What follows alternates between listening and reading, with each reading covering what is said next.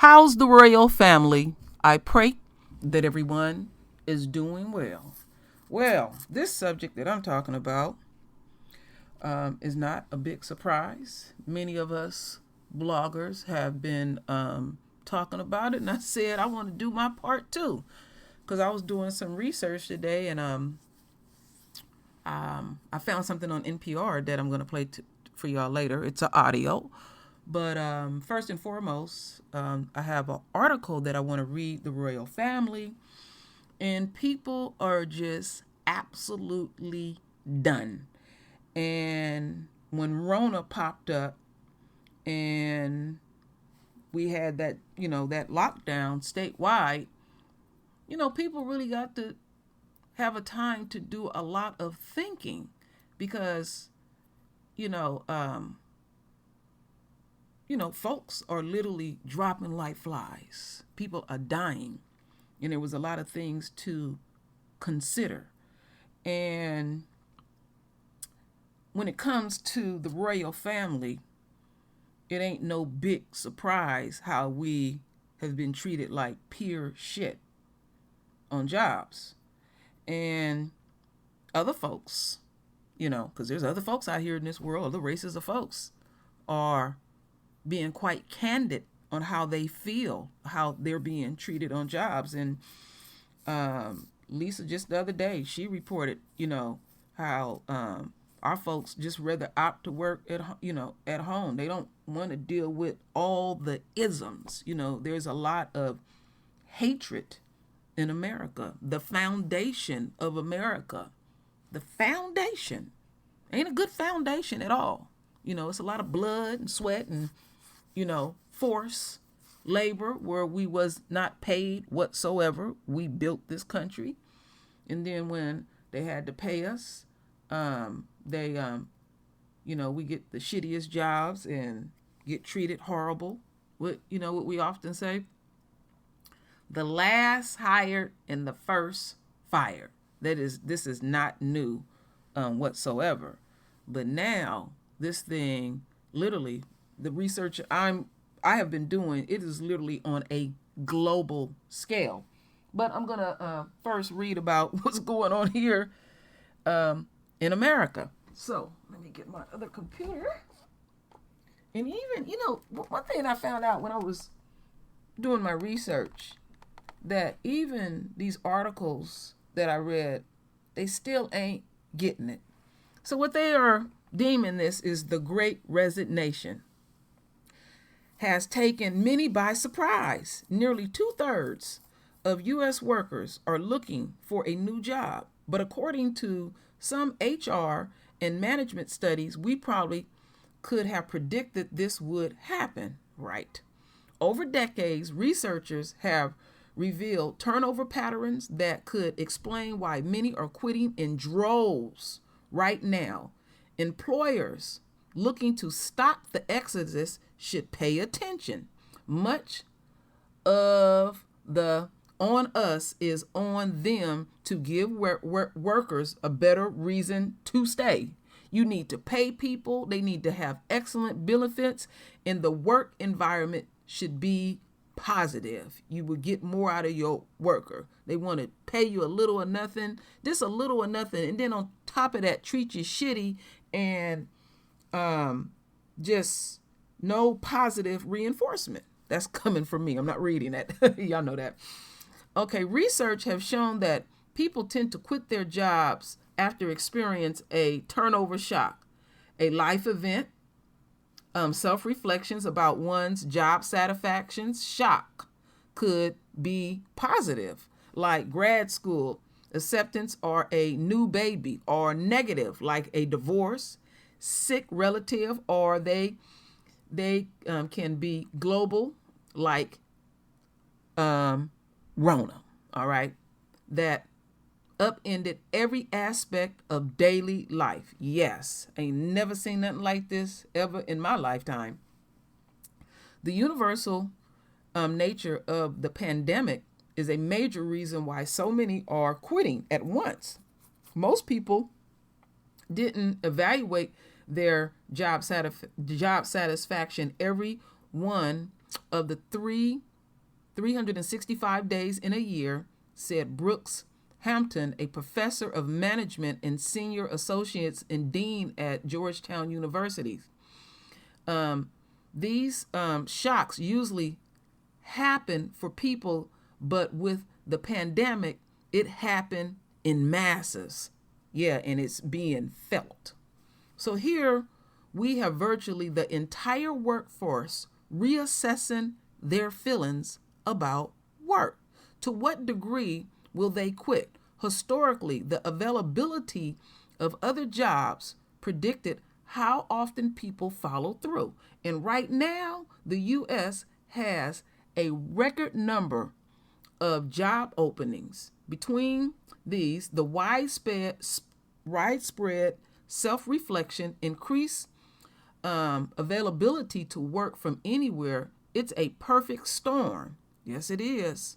Colliding against employers.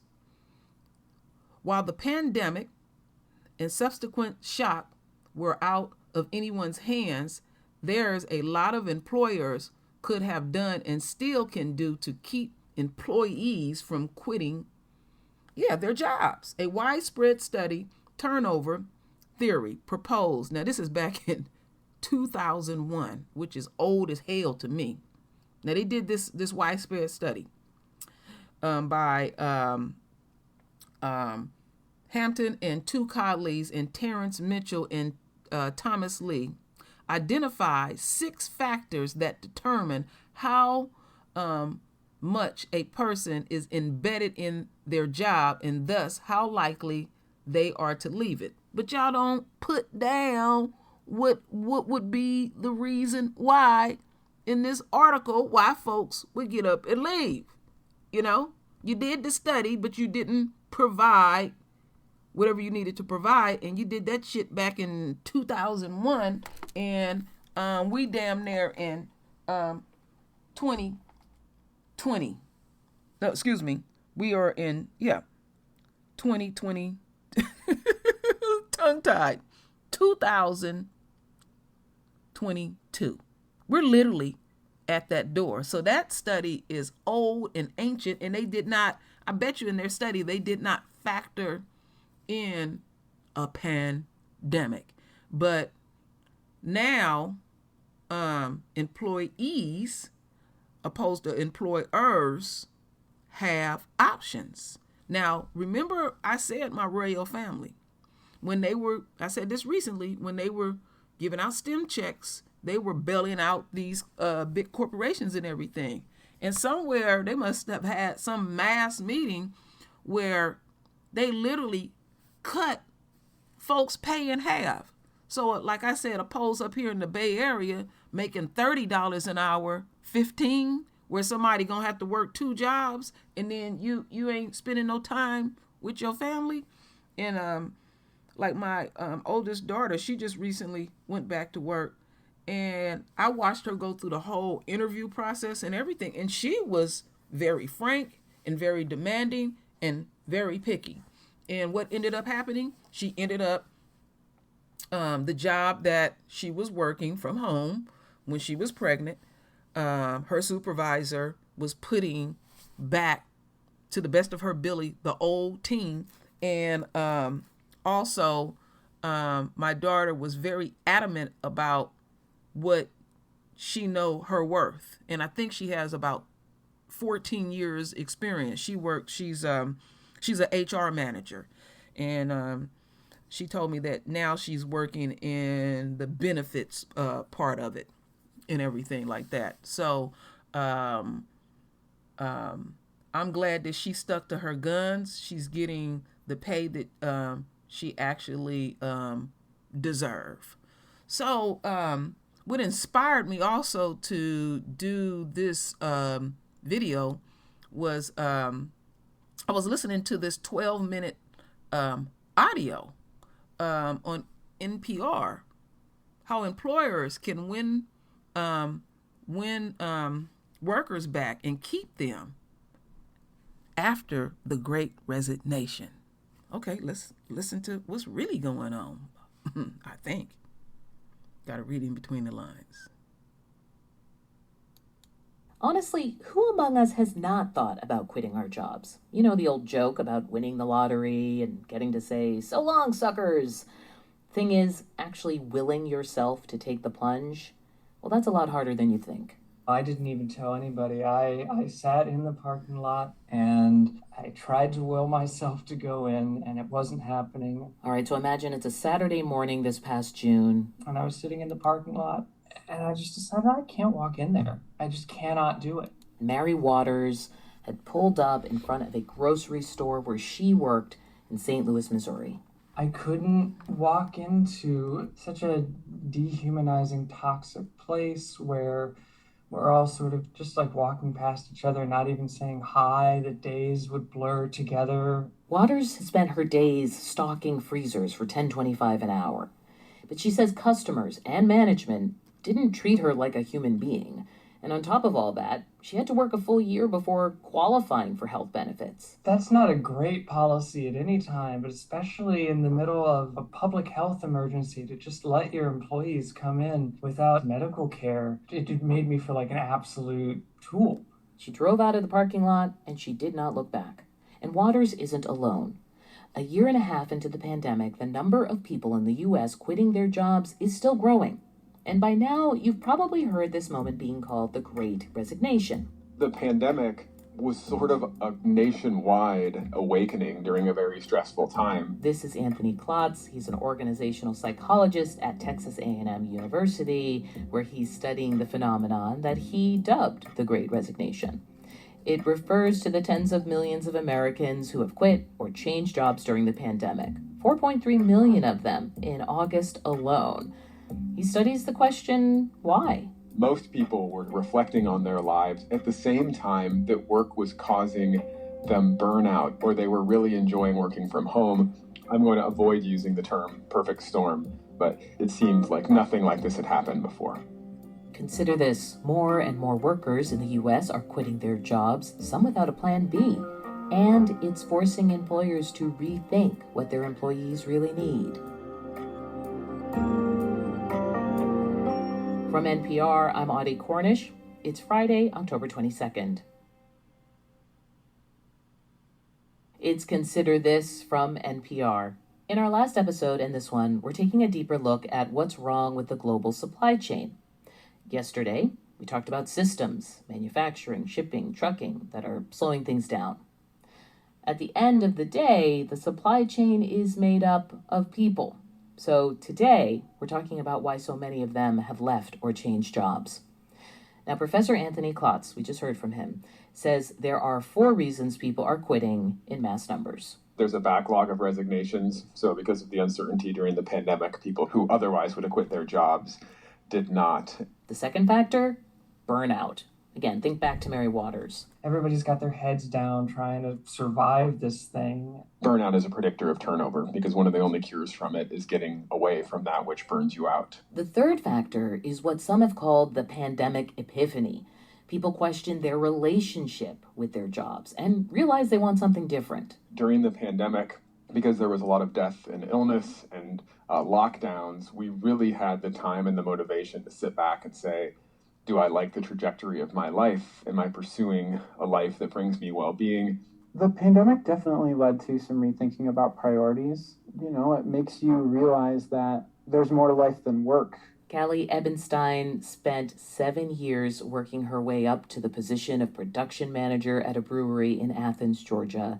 She says she loved producing something that brought people joy, but the thing that kept me up at night, the thing that woke me up in the middle of the night, was my job. I was in a position at the brewery where a lot of responsibility fell on my shoulders.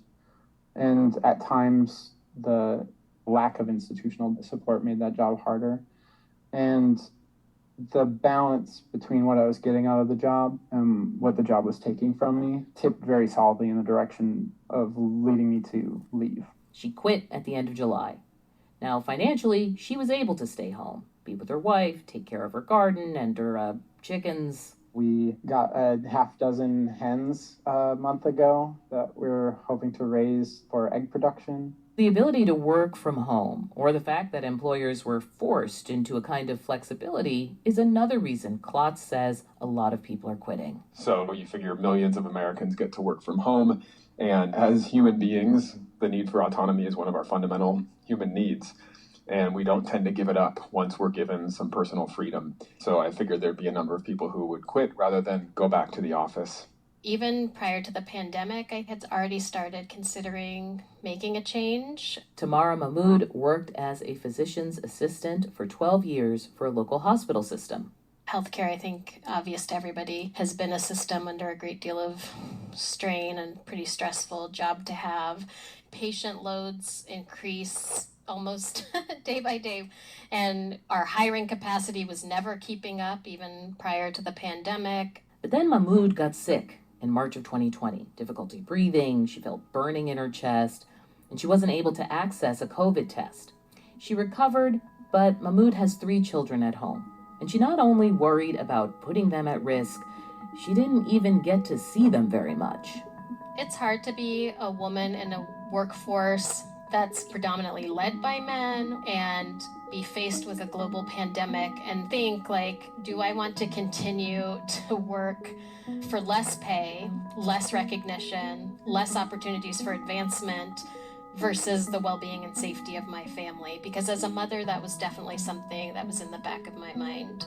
Basically, better pay or even better benefits wouldn't have been worth all that she was sacrificing. So now she has switched jobs. She's a healthcare consultant, remote work, and a little bit of travel. If you want to keep women within the system, we have to meet their needs.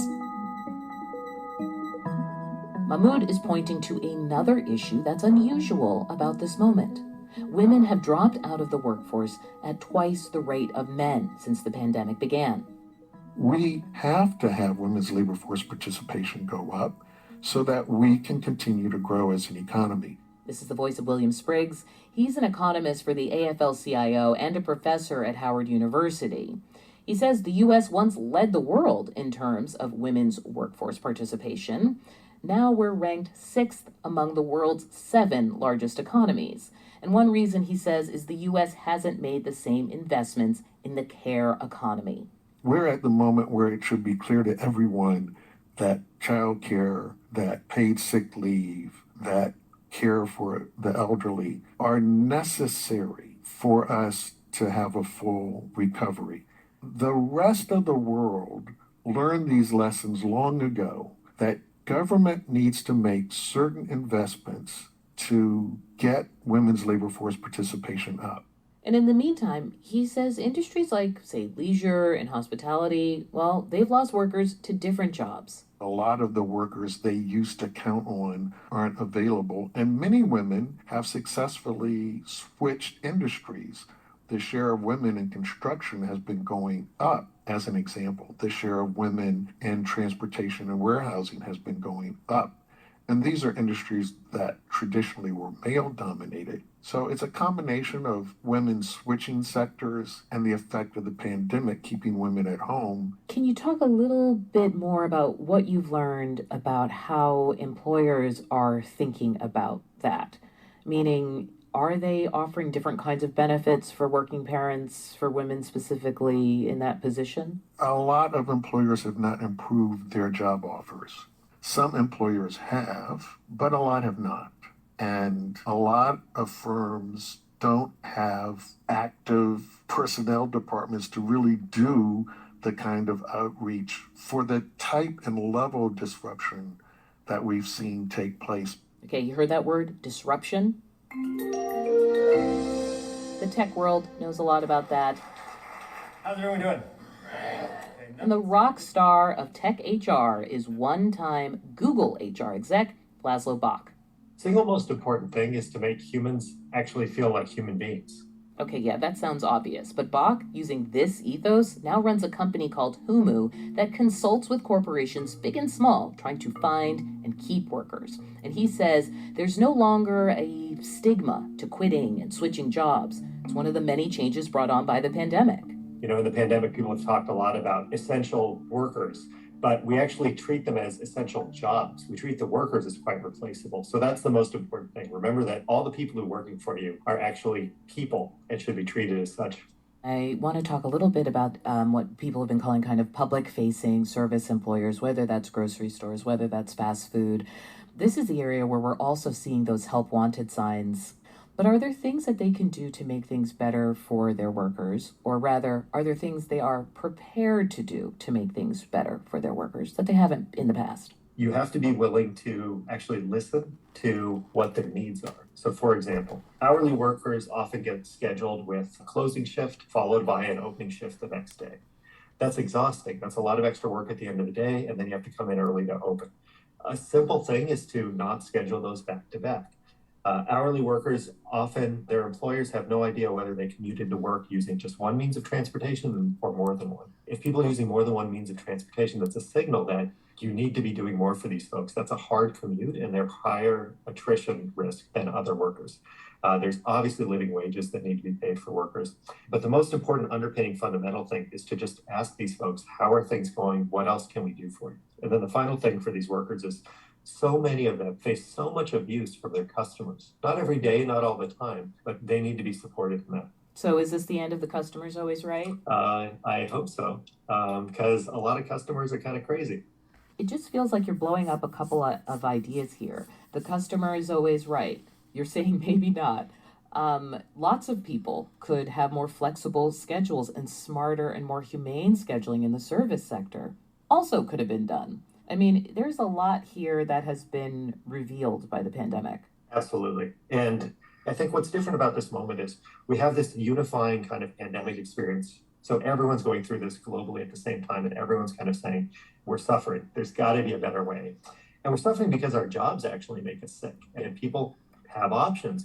So my hope is that there'll be a set of companies who say, wait a minute, we can actually operate in a very different way, and not just being distributed or remote or out of the office, but actually caring for our people in a different way. Because the business benefit is we're going to be more profitable and keep people around longer and be able to attract better people. And the human benefit is the human beings actually are healthier, enjoy what they're doing, which then also benefits the business at the end. So I think there's a real opportunity. All right. I thought that was quite powerful. And the one thing that I wanted to say is, I know a lot of y'all, but I do have some new people on the True Royal family and also True Royal. I worked, what you would say, a non-traditional job when I was working. I'm a certified welder, and I'm retired now, and I have a disability retirement. And one thing that I noticed in my field was that, see, that was the only work I had ever done, which is unusual for a woman, but well over 99% of the women that came in the workforce that I worked in the construction field, they had worked in-house. That's the word I would use. And I would talk to those women, and they were treated quite shitty. Now, one of the common denominators that I seen was that the majority of women that I work with were sisters. There was just a handful of other races of women and stuff. And black women, that's the part that I have to add in. Black women, we already know, get the most shittiest jobs more than anybody on the damn planet. So construction was quite inviting, because in the world of construction, you get paid every Friday. The money is damn good. So for someone who is not a college graduate, even though I did go to welding school and got certified, I was paid quite well.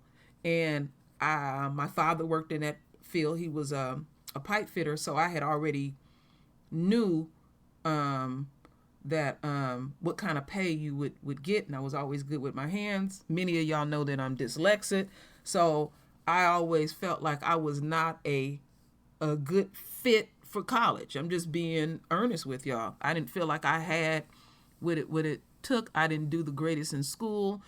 Something that I rarely share it was like a light switch was cut on in my head one day when my last 3 years of high school. I literally made the honor roll. My last 3 years of high school. So, but I didn't have the confidence, you know what I'm saying? Because I often said I felt like something was done to me. But in my situation, being an unquote black woman, and at one time a single parent, I had a damn good job. And I had often said, I'm not trying to be a man. I'm just trying to make the money that a man make. Now, in the world of construction, women on an average might make it 5 years. I was, believe it or not, in the field for 17 years until I got hurt at work. It's some pretty tough work and stuff. So I wanted to add that, and it's been obvious, what's been going on in America. Childcare is an issue.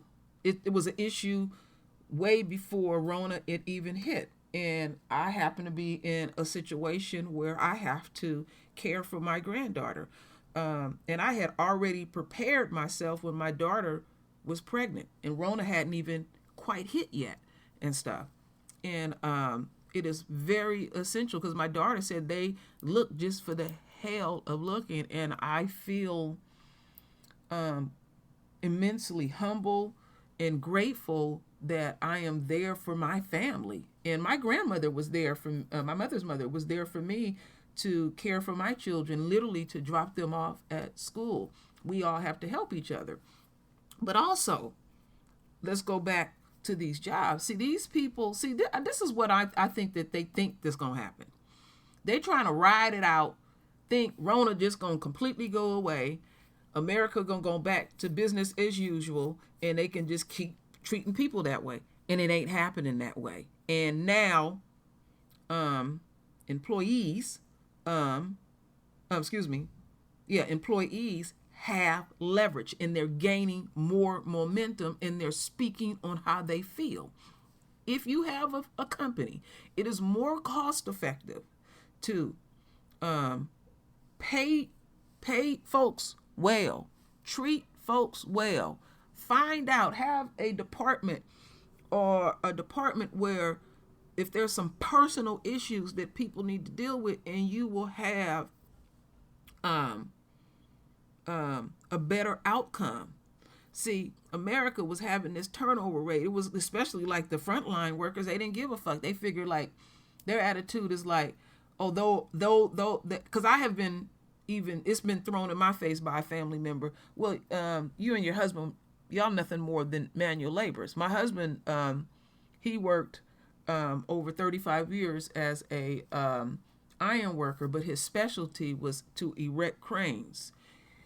So people think when you work with your hands, you're just manual, so you can't think for yourself. So I put it to you like this: the very buildings that you go in, the very places that you live, you want to make damn sure that person know how to measure real good and all that.